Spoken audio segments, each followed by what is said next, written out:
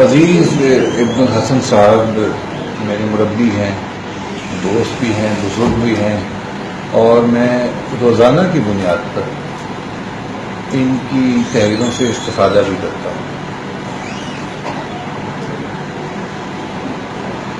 اس استفادے کا ایک حصہ آج کی ان کی گفتگو بھی اس کا باعث بنی کہ وہ حصہ بھی مجھ تک پہنچا، اور بات کو آگے بڑھانے کے لیے ان کی گفتگو کافی اور شافی ہے۔ آپ لوگ بہت سارے یہاں پر جو موجود ہیں، اس کا تعلق ادب سے ہے، کچھ کا تعلق آرٹ سے ہے، یعنی زبان اور فن، یہ آپ کے میدان ہیں۔ دوسری جنگ عظیم میں اور اس کے بعد جب یورپ پورا تباہ شدہ تھا، تو ہندوستان کی یونیورسٹی میں یا جو جامعات تھیں وہاں پر ایک بحث شروع ہوئی کہ یہ آرٹ ڈپارٹمنٹ کی ضرورت کیا ہے، اس کو تو بند کر دینا چاہیے، خزانے پر ایک بوجھ ہے، اور اگر زیادہ سے زیادہ اس کو قائم رہنا ہے تو پھر یہ آرٹسٹ بتائے کہ یہ کیا کرے گا، سوسائٹی کو اس بجٹ کے لیے آمادہ کرے جو بجٹ اس کے لیے یونیورسٹی نے مختص کیا ہے۔ تو بڑی پریشانی آرٹسٹ کو ہو گئی، اس کے پاس کوئی جواب نہیں تھا کہ وہ کیا کہے، کہ کیا ہے اس کے پاس دینے کو، ایک تباہ شدہ یورپ کو ایک آرٹسٹ کیا دے سکتا ہے۔ چنانچہ اپنے دفاع میں آرٹسٹ نے یہ کہا کہ دیکھیے جی، اپلائیڈ فن بھی تو ہوتے ہیں نا، مثال کے طور پہ ترکھان ہے، لکڑی کا کام کرتا ہے، تو ہم لکڑی کا کام کریں گے، آپ ایک لکڑی کے کام کی ورک شاپ بنا دیں، ہم وہاں پر جو لکڑی کا کام کرنے والے فنکار ہیں ان کو لے آئیں گے، اور وہ دیکھیں سوسائٹی میں ہر وقت لکڑی کے کام کی ضرورت ہے، لوہے کے کام کی بھی ضرورت ہے، اسی طرح تزئین و آرائش کا بھی تو کام ہوگا نا، تو ہم وہ کہنے کا مقصد یہ ہے کہ اس زمانے میں جب کہ یونیورسٹیوں سے آرٹ کو ختم کرنے کا پلان بنا، تو اس وقت کرافٹ کو یا مہارت کو اپنے بچاؤ کے لیے آرٹسٹ نے استعمال کیا۔ یہ وہی کرافٹ اور وہی مہارت ہے جس کے حاملین یا جس کے رکھنے والے آج مزدور، کاریگر یا ان لفظوں کے ساتھ یاد کیے جاتے ہیں، جبکہ پینٹ کرنے والا، مجسمہ سازی کرنے والا، آرکیٹیکچر سے جڑا ہوا شخص یا گلوکاری سے جڑا ہوا شخص آرٹسٹ کہہ رہا ہے۔ تو یہ ایک تضاد ہے جو ہم یہ محسوس کرتے ہیں کہ ایک ایسا تضاد جس کے اندر خود آرٹسٹ اس میں گرفتار ہے، کہ ایک وقت میں وہ اپنے بچاؤ کے لیے اسی ماہر فن کو لے کر آیا تھا اور اپنے لیے اس بجٹ کو مختص کروایا تھا، اور آج یورپ کے اندر اگر پینٹنگ ہو رہی ہے، اسکلپچر ہو رہا ہے، آرکیٹیکچر ہو رہا ہے، تو وہ اس زمانے میں جن لوگوں کی بنیاد پر آئے تھے۔ میں آپ کو اپنے نیو اسکول آف آرٹس کی مثال دوں۔ برِ صغیر کے اندر 3 اسکول بنے انگریز کے زمانے میں، کالونیل پیریڈ، ایک کلکتہ میں، ایک بمبئی میں اور ایک لاہور۔ یہ تینوں اسکول کرافٹس مین کے اسکول تھے، آرٹسٹ کے اسکول نہیں تھے۔ لیکن اگر آج آپ ان میں آپ وزٹ کریں تو آپ کو یہاں کرافٹ مین نہیں ملے گا، آپ کو یہاں پہ آرٹسٹ کے لیول کے ساتھ کچھ لوگ ملیں گے جن سے اگر آپ یہ کہیں کہ بھائی سیدھی لائن لگا کر دکھاؤ، تو وہ کہتے ہیں سیدھی لائن تو آرٹ نہیں ہوتی، سیدھی لائن تو آرٹ نہیں ہوتی، میں ایک الگ وجود رکھتا ہوں، میری اپنی ایک انفرادیت ہے، میں ایک شخصیت رکھتا ہوں، اور میری اپنی ایک ٹیڑھ ہے، میں جب تک اپنی ٹیڑھ نہیں دکھاتا نا، میں اپنی انفرادیت نہیں شو کر سکتا۔ تو کہنے کا مقصد یہ ہے کہ یہاں پر بھی جتنے آرٹ کے اسکول بنے تھے وہ بھی مہارتوں کی بنیاد پر بنے تھے، لیکن اس پر قبضہ گروپ کون سا ہے؟ وہ لوگ جو مہارت حاصل نہیں کر سکتے تھے لیکن زبانی جمع خرچ کر سکتے تھے۔ پھر کیا ہوا؟ جو ریئل آرٹسٹ تھا وہ ان اداروں سے دور ہو گیا۔ لاہور میں ایک بیٹھک کاتبہ بن گئی، بیٹھک کاتبہ کے اندر ایک استاد بیٹھا ہوا تھا اور وہ اسی روایت کا پاسدار تھا جو روایت لے کر کے وہ چل رہا تھا صدیوں سے، وہ اسی فن کا امین تھا جو اس کو نبی کریم صلی اللہ علیہ وسلم کی سنت سے اور قرآن مجید سے اس کو نصیب ہوا تھا، اور اسی کو لے کر کے وہ آگے بڑھ رہا تھا۔ تو ایک تو آپ یہ محسوس کریں کہ ہماری سوسائٹی کے اندر یہ جو تضاد ہے، یہ میں اس کا جواب دینے کے لیے آنی ہے، میں اس تضاد کی نشاندہی کروں۔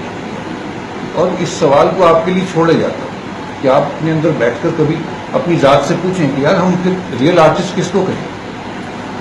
اب میں ایک اور بات اضافی کروں کہ کرافٹ جسے ہم مہارت کہتے ہیں یہ آرٹ کی معراج ہے, یہ آرٹ کا آغاز نہیں ہے. اس کی وجہ کیا ہے؟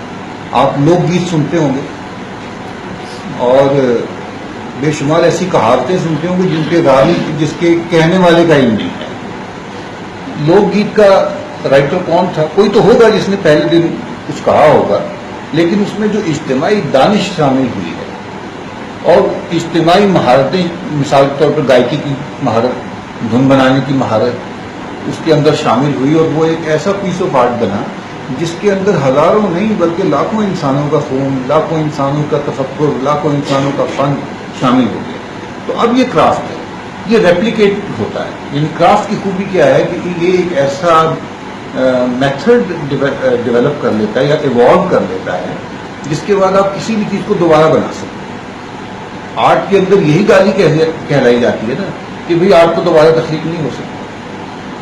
کرافٹ میں کیا ہے کہ یہ دوبارہ تخلیق ہو سکتا ہے. سائنس کس کو کہتے ہیں؟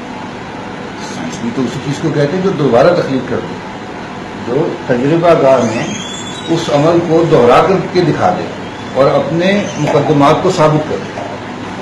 تو یہاں یہ ایک تو بحث آرٹ اور کرافٹ کی میں چھیڑنا چاہ رہا ہوں, اور اس کو میں اوپن اینڈڈ چھوڑ رہا ہوں. آپ لوگ اپنے طور پر اس پر تفکر کریں.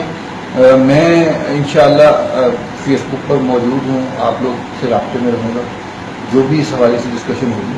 تو آج کے حوالے سے جو میں اپنی تحریر لایا تھا میں اب آپ کے ساتھ کچھ وہ شیئر کرنا چاہتا ہوں. یہ خطاطی اور ادب کے ریفرنس سے ہے. اگرچہ آپ چیزوں کو ڈائسیکٹ نہیں کر سکتے اور نہ ہی آپ چیزوں کو اس طرح سے عمل جراحی سے گزار سکتے ہیں کہ وہ چیزیں الگ الگ ہو جائیں. سوسائٹی ایک یا فنون اور علوم جو ہیں یہ اپنی فہم کے لیے ہم ان کو الگ کرتے ہیں. یعنی یہ کلاسیفیکیشن دنیا میں کبھی بھی طے نہیں ہو سکی کہ یہ علم ہے یا فن ہے, لیکن ہر کوئی اپنے اپنے طریقے میں اپنے اپنے شاگردوں کو سمجھانے کے لیے ایک کلاسیفیکیشن کرنے پر مجبور ضرور ہے. وہ مجبوری کو آپ کبھی بھی حتمی علم نہیں کہہ سکتے یا حتمی بات نہیں کہہ سکتے. خطاطی اور ادب کو الگ کر کے دیکھنا میرے لیے ممکن نہیں. حسن ایک وحدت ہے, جسے فلسفیانہ سطح پر دیکھیں تو اس کا جوڑ سچائی کے ساتھ بنتا ہے. یعنی سچ ہی خوبصورتی ہے اور خوبصورتی ہی سچ ہے. جان کیٹس کہتا ہے truth is beauty and beauty truth. ایک مثال سے اپنی بات واضح کرتا ہوں. میرے گھر میں اگر عبدالمجید پرویں رقم کے ہاتھ سے کتابت کردہ پیام مشرق کا نسخہ نہ ہوتا, عبدالمجید پرویں رقم نستعلیق لاہوری کے موجد بھی ہیں, امام الخط ہیں, اگر ان کے ہاتھ کا لکھا ہوا اقبال کا کلام یعنی پیام مشرق کا نسخہ میرے گھر میں نہ ہوتا, یا استاد قاسم لدھیانوی کے ہاتھ کا لکھا ہوا قرآن مجید میرے گھر میں موجود نہ ہوتا, تو ان دونوں کتابوں سے میری محبت جو ہے آج جیسی نہ ہوتی. محبت تو رہتی کیونکہ میری نظریاتی اساس قرآن مجید ہے, میری ملی اساس کے اندر اقبال بیٹھے ہوئے ہیں. میں ان دونوں شراکتوں سے الگ تو نہیں ہو سکتا, لیکن اب جو میری محبت اور وابستگی کا عالم ہے وہ دو فن پاروں کے ساتھ جڑا ہوا ہے. ایک فن پارہ قرآن مجید ہے اور ایک فن پارہ پیام مشرق. یہ جانتے ہوئے کہ قرآن 100% سچ کہتا ہے, مجھے قرآن کا وہ نسخہ عزیز تر ہے. قرآن عزیز ہے لیکن قرآن کا وہ نسخہ مجھے عزیز تر ہے, اور مجھے اپنے دادا اور والد سے وراثت میں ملا ہے. یہ ایڈڈ فیچر, یہ ویلیو ایڈڈ چیز آپ سمجھ لیں کہ ایک نسخہ جس کی خطاطی ایک استاد فن نے کی, جو سچ ہے, جو نبی کریم صلی اللہ علیہ وسلم کی نسبت سے مجھ تک پہنچا ہے, اور جس میں میرے دادا کا لفظ شامل ہے. اب آپ بتائیں کہ یہ قرآن اور اس قرآن میں میرے لیے کتنا فرق ہے, جس کا خط مثالی ہے اور جسے جلد بندی کرنے کے لیے کسی ماہر نے اپنی خدمات بھی پیش کی. نوائے وقت اور امروز مجھے اس لیے عزیز رہے کہ ان کی پیشانیاں پرویں رقم اور یوسف صدیقی رحمۃ اللہ علیہ کے قلم کا شاہکار تھی. اخبار تو سارے تھے، خبر سب میں چھپتی تھی، واقعہ ایک ہی ہے، لیکن میں ایک اخبار اٹھاتا ہوں نیوز اسٹینڈ سے، تو میں وہ اخبار کیوں اٹھاتا ہوں، وہ اس کا جمالیاتی کرتا ہوں۔ ان اخبارات کی شہ سرخیاں دہائیوں تک خطاطی کی مشق کرنے والوں کے لیے قابل تقلید رہی۔ میرا خیال ہے آپ کی نسل تو شاید اس سے واقف نہیں ہے، لیکن آپ کے والدین آپ کو بتائیں گے کہ وہ اپنا خط سیدھا کرنے کے لیے اخبارات کی شہ سرخیوں کی نقل کیا کرتے ہیں۔ ان اخبارات کی شہ سرخیاں دہائیوں تک خطاطی کی مشق کرنے والوں کے لیے قابل تقلید رہیں۔ بڑے لوگوں کے مزارات پر فاتحہ خوانی کی سعادت ہر کوئی حاصل کرنا چاہتا ہے، لیکن ان قبروں پر بار بار دعائے مغفرت کرنے کا کیوں جی چاہتا ہے؟ ان کے کتبات کسی ماہر فن کی یاد دلاتے ہیں۔ مینار پاکستان کی سیڑھی کے ارد گرد اقبال کی نظم قرارداد پاکستان اور آیات قرآنی اگر میرے استاد کے ہاتھ کی نہ لکھی ہوں تو یہ عمارت تو مجھے پھر بھی عزیز تھی، لیکن اتنی حسین نہیں لگتی تھی، اتنی حسین یہ حافظ یوسف صدیقی رحمۃ اللہ علیہ، سید نفیس شاہ اور اقبال ابن پرمی رقم اور صوفی خورشید اعظم خورشید رقم کے قلم کے بعد ہوئی۔ مختار مسعود صاحب کی کتاب آواز دوست اور سفر نصیب، حکیم نبی خان جمال سویدہ کی پرتل جمال، اوج غزل بخط یوسف صدیقی رحمۃ اللہ علیہ اور دیوان غالب بخط نفیس۔ بخط نفیس سے مراد یہ ہے کہ غالب کا کلام نفیس حسین انور حسین نفیس رقم کے ہاتھ سے لکھا ہوا۔ اگر مجھے دستیاب نہ ہو تب بھی مجھے یہ شاعری ضرور متاثر کرتی، لیکن ان خوشنویسوں نے معنوی اور ظاہری خوبصورتی کو یکجا کر کے مجھے جس تجربے سے گزارا ہے اس پر کم سے کم رقص کیا جا سکتا۔ محمود اللہ صدیقی کے ہاتھ سے لکھی کلیات اقبال کلام میں موجود بلندی خیال سے بھی نوازتی ہے اور مجھے نستعلیق کی مشق پر بھی آمادہ کرتی ہے۔ اردو زبان میں نیو یارک سے چھپنے والی سلور برڈ کمپنی کی کتابیں جغرافیے اور معاشرتی علوم کی عمدہ مثالیں تھیں، عمدہ کتابیں تھیں، اور یہ الماس رقم صاحب کے ہاتھ کی ان میں زیادہ تر کام تھا۔ میرے پاس یہ کتابیں اس لیے محفوظ ہیں، اور جغرافیے کا وہ علم الماس رقم کی وجہ سے مجھے حاصل ہوا ہے، کیونکہ مجھے عشق تھا ان کے خط سے، اور اس خط کو دیکھنے کے شوق میں جغرافیے کی ان تمام کتابوں سے بھی گزرا۔ ایسا کیوں ہوتا ہے؟ یا یہ میرے ساتھ ہی ہوتا ہے؟ باقی لوگ تو کوئی بھی کتاب اٹھا لیتے ہیں اور اس میں سے اچھی عبارتیں سوشل میڈیا پر شیئر بھی کرتے ہیں، تو میں ہی کیوں ان عبارتوں کو خط کے معیار پر دیکھتا ہوں؟ تو خواتین و حضرات، اساتذہ و طلباء، صدر مجلس اور قابل صد احترام مہمانان گرامی، میرے پاس تو ان باتوں کا کوئی یقینی جواب موجود نہیں ہے۔ البتہ میں اس مسئلے پر غور کرتا رہتا ہوں کہ جو کچھ سمجھ میں آتا ہے اور جو کچھ سمجھ میں آتا ہے وہ آپ کی خدمت میں پیش کر دیتا ہوں۔ ممکن ہے آپ مجھ سے بہتر نتائج دریافت کر سکیں، ممکن ہے آپ میری اصلاح کر سکیں۔ ایک سادہ وجہ تو یہ ہو سکتی ہے کہ میں پیدائشی آرٹسٹ تھا اور حسن تلاش کرتا تھا، تو ہر وہ چیز جس میں حسن موجود تھا وہ مجھے اٹریکٹ کرتی تھی، میری دلچسپی کا باعث تھا۔ لیکن یہ بہت سادہ بات ہے، چلے تھوڑا سا اور کھوجتے ہیں اس بات۔ پہلے انسان نے تصویر کشی کی، اس کا تعلق شکار سے جوڑا جاتا تھا اور جادو سے بھی، اور جادو کا تعلق بھی شکار سے جوڑا جاتا تھا۔ کہا جاتا ہے کہ اس وقت انسان کے لیے حسن کی کوئی اہمیت نہیں تھی۔ میں اس بات سے مکمل اتفاق نہیں کر سکا۔ میری رائے میں بقا کو، سروائیول کو یقینی بنانے کے بعد زندگی کو پر لطف اور بامانی بنانے کی واحد وجہ حسن ہے۔ یعنی اگر حسن کا تجربہ نہ ہو تو سروائیول پر تسلی نہیں ہوتی۔ سروائیول تو ہم کرتے ہی زندگی کو پر لطف بنانے کے لیے۔ تو دو ہی سٹیجز ہیں۔ پہلی سٹیج یہ ہے کہ مجھے اپنے ہونے کا احساس ہوا اور میں اپنی بچاؤ میں لگ گیا، فطرت سے اپنے بچاؤ میں لگ گیا، اپنے جیسے انسانوں سے اپنے بچاؤ میں لگ گیا، بھوک سے لڑتا رہا، موسم سے لڑتا رہا۔ لیکن جو ہی میں اس سے فارغ ہوا، اب مجھے کیا فکر؟ آج کا انسان سروائیول کے تو بڑے بڑے مسئلے حل کر چکا ہے، لیکن زندگی کا وہ مقصد جو حسن کی تحسین تھا یا حسن کا حصول تھا وہ نہیں ہو سکا۔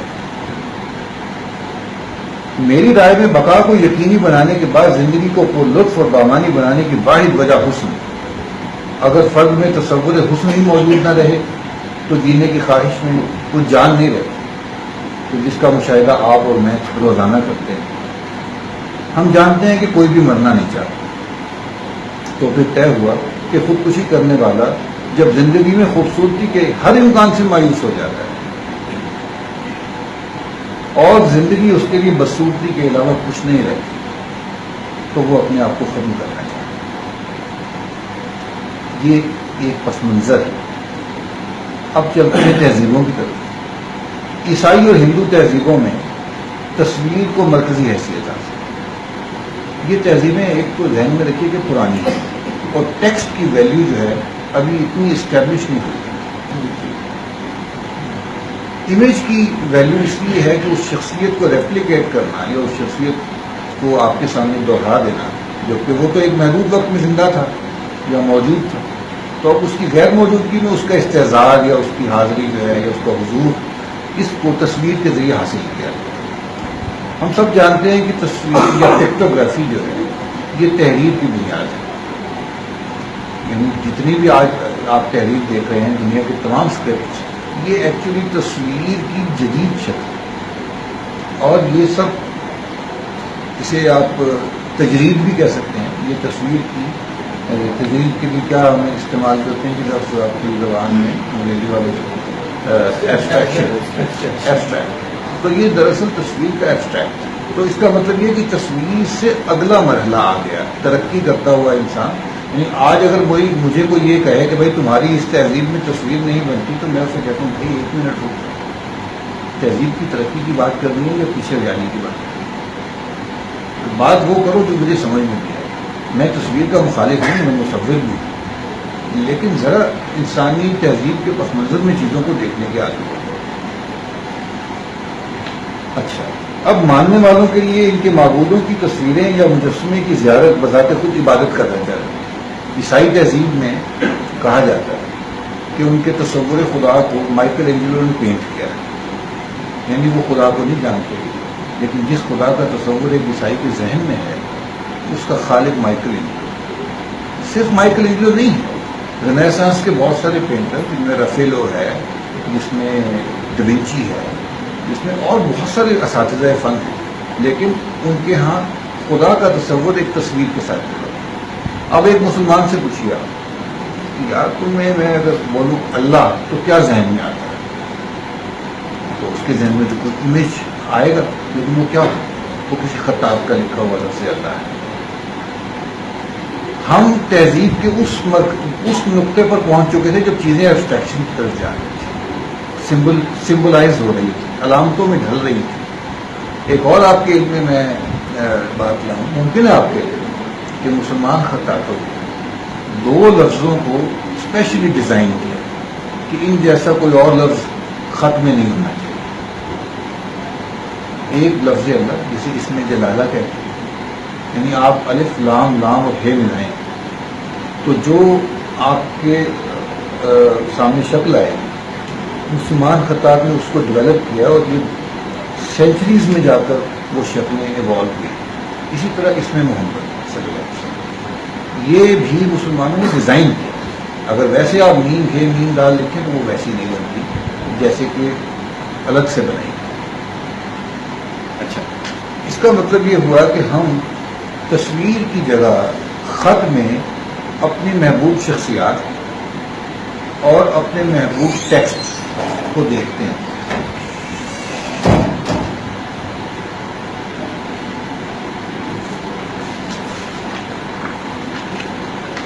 اچھا، مسلم عرب جو تھے یہ بدوی ماحول میں پروان چڑھے، قبائلی ماحول تھا جہاں تصویر سے زیادہ شعر اور نغمے کی پذیرائی ہوتی تھی۔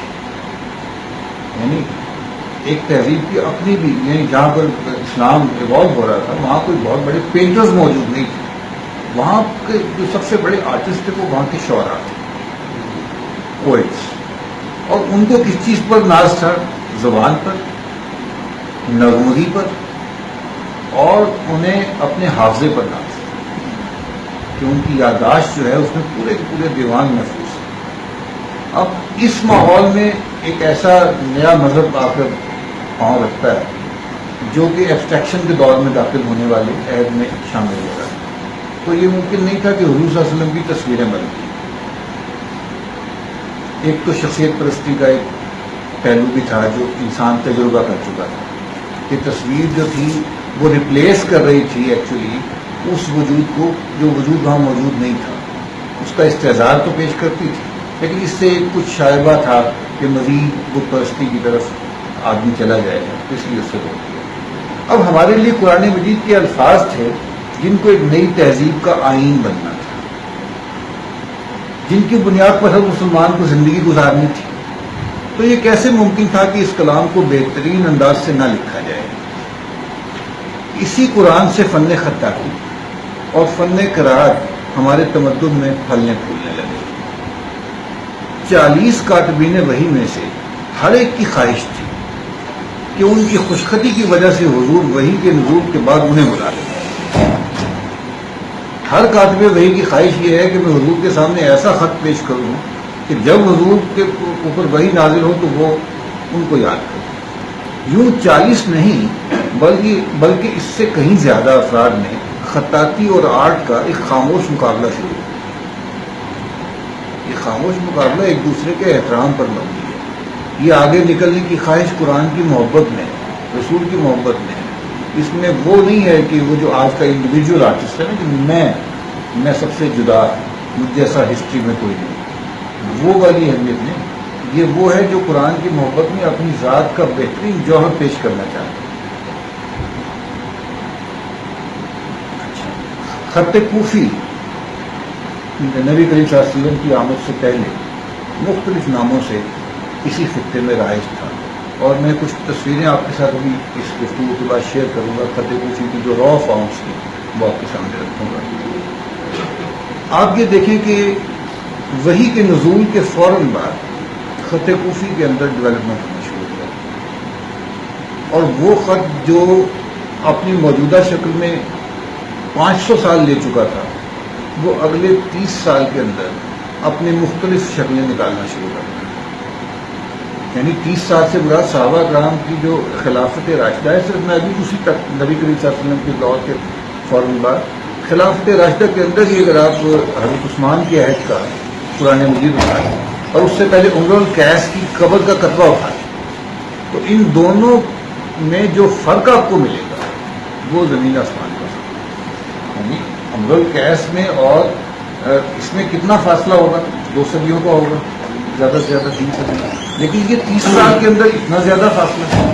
اور پھر اگلے 200 سال میں کوفی کو منسوخ کرنے والا خط نسخ، اس کو نسخ اسی لیے کہا جاتا ہے کہ اس نے کوفی کو ایز اے اسکرپٹ آف قرآن مجید منسوخ کیا اور اس کی جگہ لے لی۔ خط نسخ کا بننا تھا تو نئے خطوط کا ایسا ایک پورا در کھلتا ہے، خط سلس، خط رقاع، خط دیوانی، خط ریحان، خط محقق، بے شمار خطوط جو ہیں ان کے اصول و ضوابط جو ہیں وہ بننے شروع ہو جاتے ہیں، اور 200 سال کے اندر مسلم تاریخ کی جو ہماری جو تہذیب کی بہترین فارمیٹ سے قرآن مجید لکھنے کا فارمیٹ، حلیہ شریف، نبی کریم صلی اللہ علیہ وسلم کے حلیہ پر مبنی احادیث کو لکھنے کا ایک اسپیسیفک طریقہ ایوالو ہونا شروع ہو جاتا ہے۔ اچھا، جیسے آپ ادب میں ایک صنف سے واقف ہیں، نعت کی ایک صنف کہ نبی کریم صلی اللہ علیہ وسلم کی شان میں ہدیہ عقیدت پیش کرنا، ان کا سراپا بیان کرنا، اپنا حضور بیان، اپنی حاضری ان کے سامنے بیان کرنا، تو نعت کی ہی ایک شکل خطاطی میں اسے حلیہ شریف کہتے ہیں۔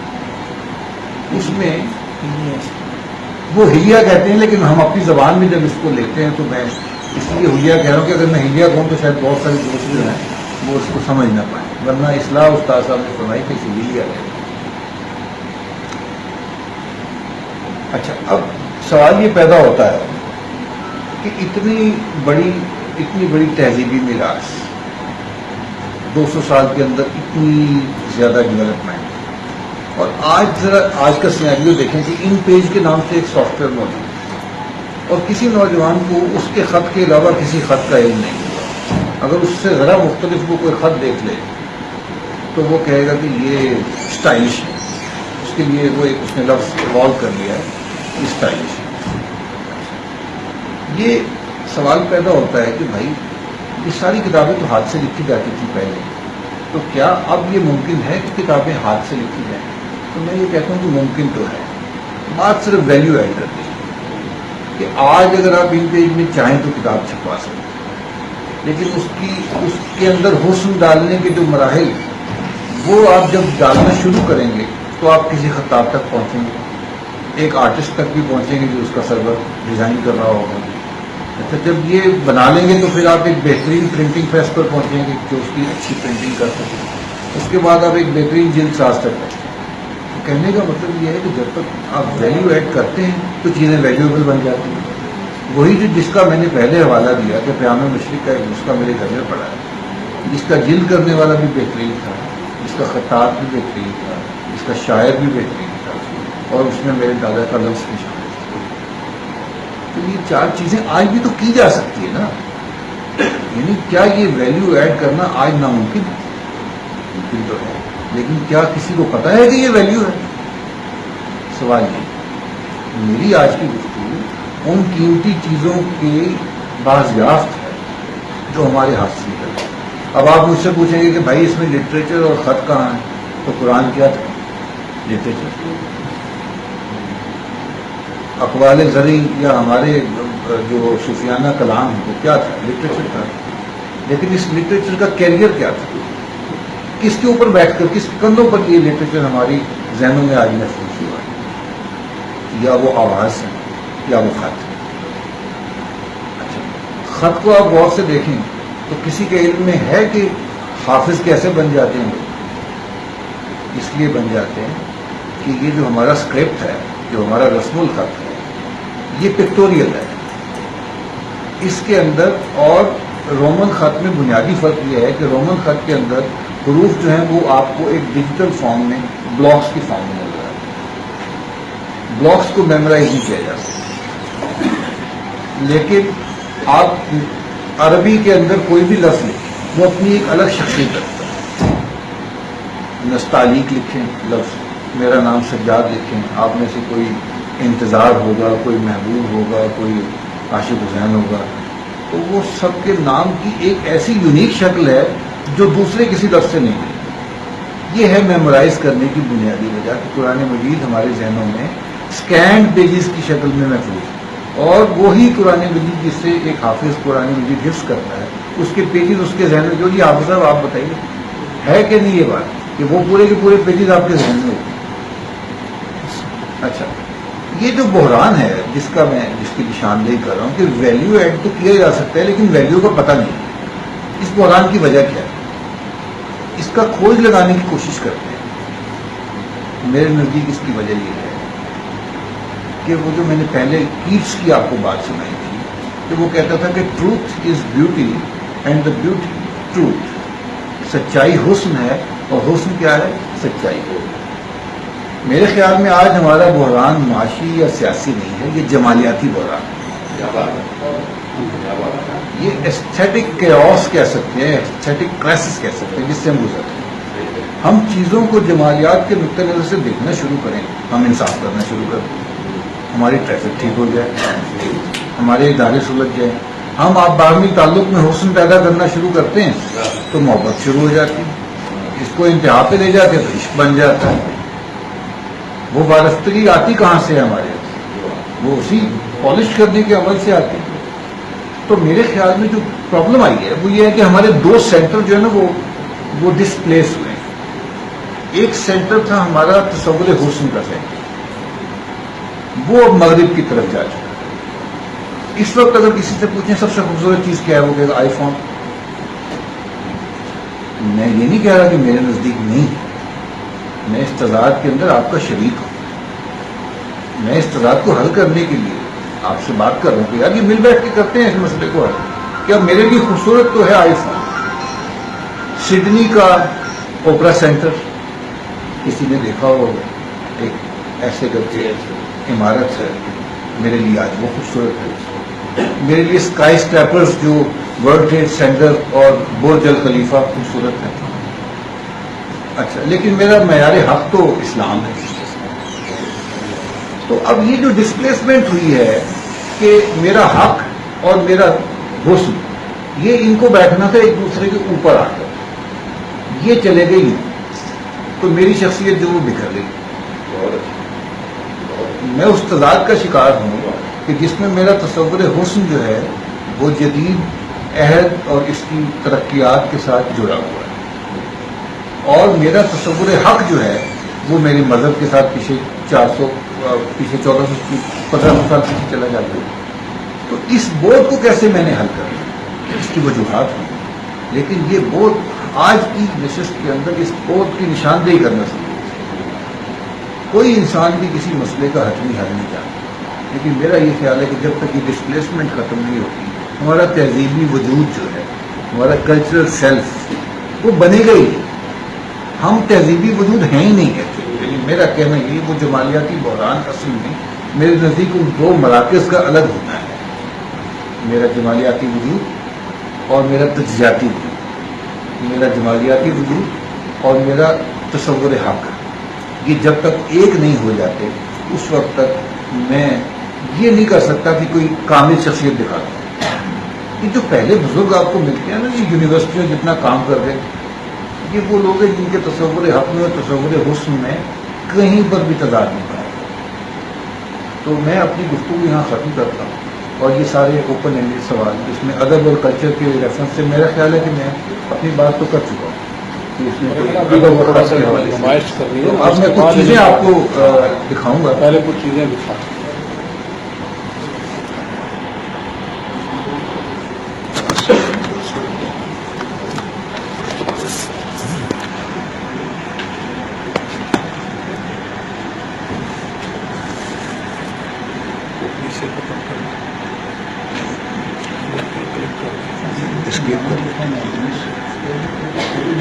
یہ جو اسکرین سیور تو نہیں بنایا؟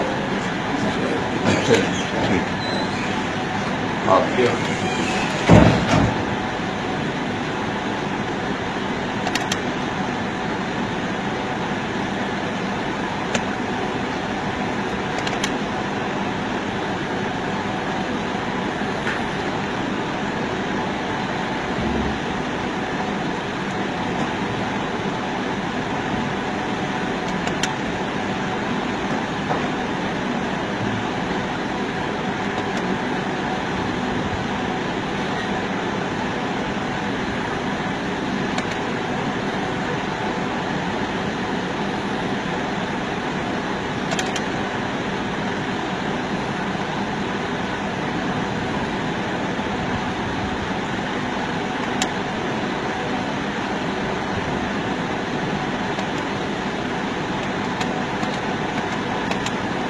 یہ میری ایک پسندیدہ کتاب ہے، اس کا سرورق. یہ کتاب مجھے اس لیے پسند آئی کہ یہ گیان چند جین ہندوستان کے بڑے مشہور محقق ہیں. انہوں نے شاعری کے عروج پر ایک کتاب لکھی، اور انہوں نے کہا کہ شاعری کے جو عروج ہیں، عروج کا مطلب ہے کہ اس کو جو وزن کے پیمانے ہیں اس کے، یہ موسیقی پر ان کی بنیاد ہوتی ہے. چنانچہ عربوں کے ہاں جو بحریں بنی ہوئی تھیں، تقریباً 15 یا 16 بحریں جو عربوں سے آئی تھی، اور اس میں پھر بعد میں ایرانیوں کی 4 بحریں شامل ہو گئی، تو اس کو ہندوستانی شاعری کے اندر 100% نقل کرنا مناسب نہیں، اس لیے کہ ہماری موسیقی مختلف ہے. چنانچہ ہمیں نئی بحریں جو تھیں، جن میں ہمارے ہاں گائکی ہوتی ہے، ان کو ایک تو دریافت کرنا چاہیے، اور ان کے اندر ہمارے شاعر، ہمارے جو لوگ شاعر تھے وہ کلام کہہ رہے تھے، لیکن ہمارے جو عروضی تھے، جو شاعری کو وہ اس کو سیکنڈ نہیں کرتے تھے، اس کی تائید نہیں کرتے تھے. تو اس پر یہ کتاب تھی. اس کا سرورق دیکھ کر میرا کبھی دل نہیں چاہا کہ میں یہ کتاب خریدوں. اس حد تک ردی وہ خط تھا. کتاب کھولنے کے بعد میں مجبور ہوا کہ یہ کتاب میں خرید لوں. لیکن یہ ہے کہ اگر یہ کتاب، اس کا سرورق اچھا ہوتا تو یہ میرے لیے اس کے حسن کا کیا اندازہ آپ کر سکتے ہیں. کتنی مزے کی کتاب. تو یہ اگلیسٹ تین چیزیں میں نے آپ کے سامنے رکھی ہے. سب سے بری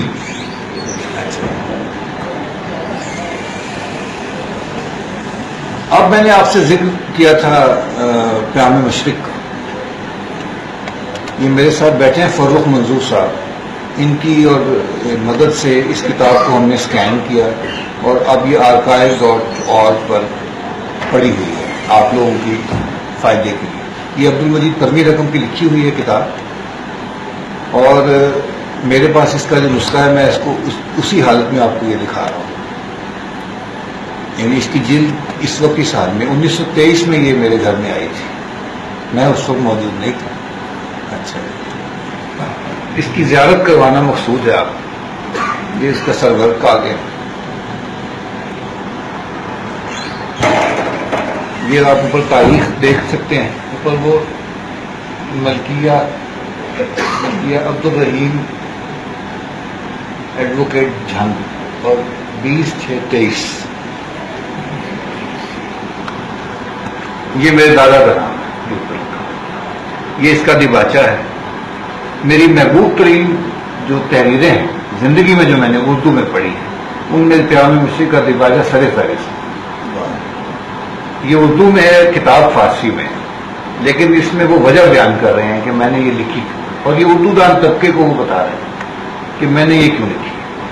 اس کی فوٹو کاپیاں کروا کے میں دوستوں میں تقسیم کیا کرتا تھا اسی پیام مشرق سے کہ ایک تو وہ اس کا حسن دیکھیں اور دوسرا وہ یہ دیکھیں کہ یہ لکھا کیا ہوگا, کس بڑے ذہن کا یہ کمال. ابھی میں شاعری والے حصے پر بھی آ رہا ہوں. یہ تو دیباچہ گزر جائے گا. یہاں سے وہ شاعری شروع ہوتی ہے. اب آپ اس کو بین السطور دیکھیں جہاں لکھا ہوا ہے پیشکش اور پھر بحضور اعلیٰ حضرت امیر امان اللہ خان فرما روائے دولت مستقلہ افغانستان.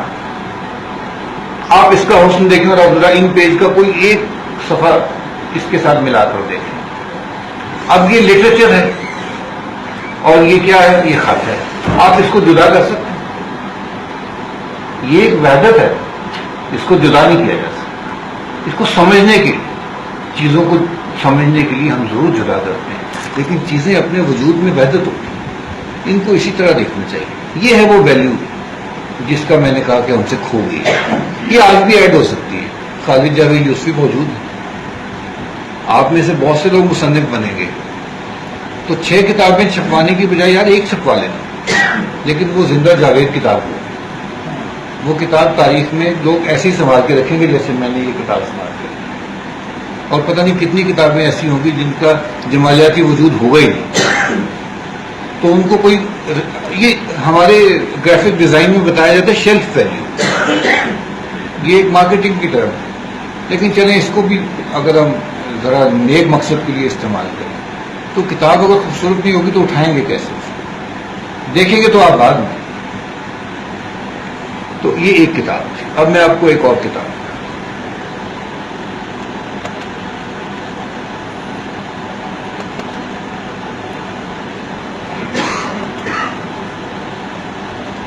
اس فارمیٹ میں چلیں آگے چلتے. یہ آپ کے سامنے ایک صفحہ آ رہا ہے اور اس میں آپ کو کچھ بہت چھوٹی سائز میں چیزیں لکھی ہوئی نظر آ رہی ہیں. یہ خوشنویسی سیکھنے والا جو طالب علم ہے اس کے لیے لکھی جانے والی ہمارے دادا استاد کی کتاب ہے. ان کا نام تھا تاج الدین زرعی رقم اور اس کتاب کا نام ہے مرقع زرعی. یہ اس کا پہلا صفحہ ہے. اس میں حروف کی پیمائش کی گئی ہے اور طالب علم کو بتایا گیا ہے کہ اسکیل کیا ہے. ایک آرٹسٹ میرے پاس آیا اور اس نے مجھ سے کہا کہ یار یہ کیا آپ ایک جیسا ہی خط لکھتے ہیں, اس میں کیا کریٹیوٹی ہے, جو جدید تصور تخلیق ہے ذرا اس کی بھی حالت دیکھیں. اور مجھ جیسا ضعیف آدمی اس نے اس کو جو جواب دیا اس کے پاس اس کو کوئی جواب نہیں تھا. یعنی یہ کیا ہے جی, آپ اپنا کوئی سٹائل بنائیں, آپ اتنے عرصے سے لکھ رہے ہیں, کوئی نیا خط ایجاد کرتے ہیں. میں نے اس سے کہا کہ دیکھو برش ہے تمہارے پاس, وہ آرٹسٹ تھا اور بہت اچھا آرٹسٹ. میں نے کہا اس پیج پر نا 10 اسٹروکس لگاؤ جیسی تمہارا دل چاہے. اس نے لگا دی, پینٹ اس کے پاس تھا, انہوں نے نکالا, پیلٹ میں ڈالا, 10 اسٹروکس لگے. میں نے کہا اب اس میں نمبرنگ کرو, स्ट्रोक नंबर 1 जो एस्थेटिकली सबसे खूबसूरत है, उसको निशान लगाओ। लगा दिया। मैंने कहा जो सबसे अच्छी है ना उसको दोबारा बना लो। ये तो नहीं हो सकता। मैंने कहा इसके लिए तो पैमाइश की है। नहीं, हम पीछे क्यों जाते हैं? फन तो आगे बढ़ने का नाम। पैमाइश इसलिए की थी जो अब मौजूदा स्ट्रोक्स में सबसे अच्छी है उसको कैसे दोबारा हासिल किया जाए। जब इससे अगला कदम उठाना है तो पैमाइश बदलेगी। जब ये यहां तक तो पहले पहुंचो। तो रिवायत ये नहीं है कि आप चीजों के साथ जामिद हो जाते हैं। रिवायत ये है कि इंसानी इल्म, इंसानी दानिश, इंसानी फहम जिस दर्जे तक पहुंच चुका है उसको इंश्योर करो पहले, और फिर इससे अगला कदम, अगर तुम एक अबकरी हो, एक इंटेलिजेंट आदमी हो, एक जीनियस हो, तो फिर अगला कदम भी हो जाएगा। इसमें क्या है? लेकिन अगला कदम इज्तिमाई इंसानी दानिश के शामिल हुए बगैर नहीं हो सकता। ये जो इंफरादियत के साथ हम कोई भी बड़ा काम करना चाहते हैं मुमकिन ही नहीं है। आप डिस्कवरी तो कर सकते हैं, लेकिन उसको रेप्लिकेटेबल बनाने के लिए आपको इंसानी दानिश उसमें शामिल है। आइंस्टाइन ने एक थ्योरी पेश कर दी रिलेटिविटी की। मैं साइंस का आदमी हूं, सो मेरा कोई दावा नहीं। लेकिन अगर आइंस्टाइन की उस थ्योरी को एकेडमिकली ना सिखाया जाता और आज लाखों की तादाद में वो असातिज़ा मौजूद ना होते जो आइंस्टाइन के उस सारे पैटर्न्स को आपके सामने एनिमेशन के जरिए, आपके सामने ड्राइंग्स के जरिए, बहुत सारे अमली मुजाहिरों के जरिए फिजिक्स के आपको समझाते हैं, तो जब तक वो रेप्लिकेट नहीं हुई, जब तक उसमें इज्तिमाई दानिश शामिल नहीं हुई, वो आइंस्टाइन अपने घर में आइंस्टाइन, कोई बड़े से बड़ा फलसफी अपने घर में फलसफी, लेकिन जब तक कि वो ट्रांसलेट नहीं हो जाता तहजीब के मौजूदा पैमानों में, उन सांचों में आकर ढलता नहीं है जो मौजूद है, उस वक्त तक कि वो आइंस्टाइन हो, वो अरस्तू हो, वो डॉक्टर सलीमुज़्ज़मा सिद्दीकी हो, वो कोई भी हो, वो हमारे लिए काबिल अमल हल नहीं पेश कर सकता। काबिल अमल हल के लिए इज्तिमाई दानिश का शामिल होना लाजिम है, और इसकी ओनरशिप किसी एक शख्स की नहीं होती। आज के शख्स का ये मसला है कि ये ओनरशिप लेने के लिए निकला हुआ है। ये हर चीज को अपने बैग में से निकाल के दिखाना चाहता है, अपनी डुगडुगी पे जाकर दिखाता है, ये देखो ये मेरी है, ये हमारी है। ये किसी को कहने का जो है ना वो ज़र्फ हासिल नहीं हो सकता। तो मैं अपनी गुफ्तगू तो यहाँ ख़त्म करूँगा, और इसके बाद मैं चाहूँगा कि खालिद यूसुफ़ी साहब हमारे दरमियान मौजूद हैं। बात भी तवील हो गई है, कुछ वक्त बहुत